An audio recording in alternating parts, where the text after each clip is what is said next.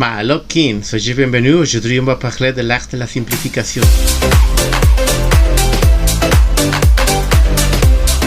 Donc, qu'est-ce que c'est l'art de la simplification? C'est-à-dire, des fois, quand on apprend une langue et on n'a pas beaucoup de vocabulaire et on ne connaît pas beaucoup la grammaire, c'est difficile à savoir si... c'est difficile à exprimer des choses qu'on ne connaît pas. Et il y a des structures plus avancées qui sont impossibles d'exprimer si on n'a pas beaucoup de vocabulaire, un peu plus de grammaire. Mais il y a des stratégies qui sont vraiment importantes afin de maîtriser la langue. Et aussi, il faut faire attention parce qu'il y a des structures qu'on pourrait attendre qui existent, mais ils n'existent pas. C'est pour ça que c'est mieux de savoir simplifier la langue. De cette façon, on pourrait décider quelle structure pourrait exister dans cette langue.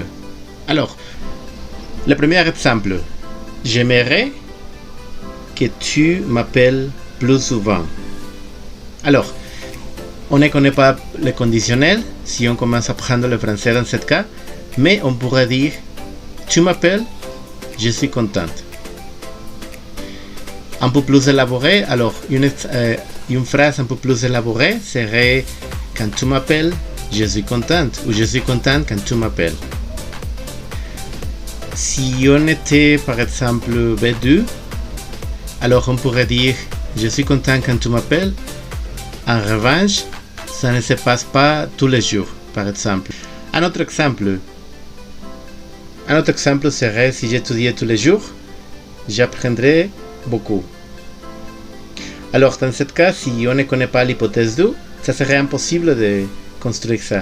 C'est pour ça qu'on pourrait dire, au lieu de cette phrase, on pourrait dire aussi je n'étudie pas beaucoup, ou je n'étudie pas tous les jours, je ne sais pas beaucoup. Un autre exemple serait, pour cette structure, on pourrait dire aussi je n'étudie pas tous les jours, mais si j'étudie tous les jours, j'apprends beaucoup. Un autre exemple serait elle se rend compte qu'elle ne fait pas attention à sa fille. La première chose qu'il faut connaître, c'est le verbe se rendre compte, c'est un verbe qu'on ne connaît pas au début d'un français, mais on pourrait dire aussi elle n'est pas du temps pour sa fille et elle les comprend.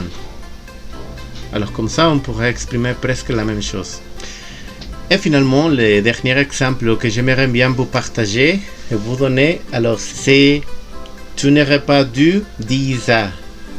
Tu n'aurais pas dû dire ça. Alors pour cet exemple, c'est on connaît la structure de cette phrase quand on devient B1 ou B2. Alors dans ce cas, au lieu de dire ça, on pourrait dire aussi tu as dit ça et ça ce n'est pas bien, ou tu as dit ça et ça c'est mal, ou tu as dit ça et ça c'est mauvais. Alors dans ce cas, même si dans cette structure on n'a pas de conditionnel, alors on pourrait exprimer d'une façon le regret, non? On pourrait retirer ce qu'on veut dire. Alors je vous remercie infiniment pour votre temps. N'oubliez pas de me donner un like si vous aimez bien trouver les vidéos.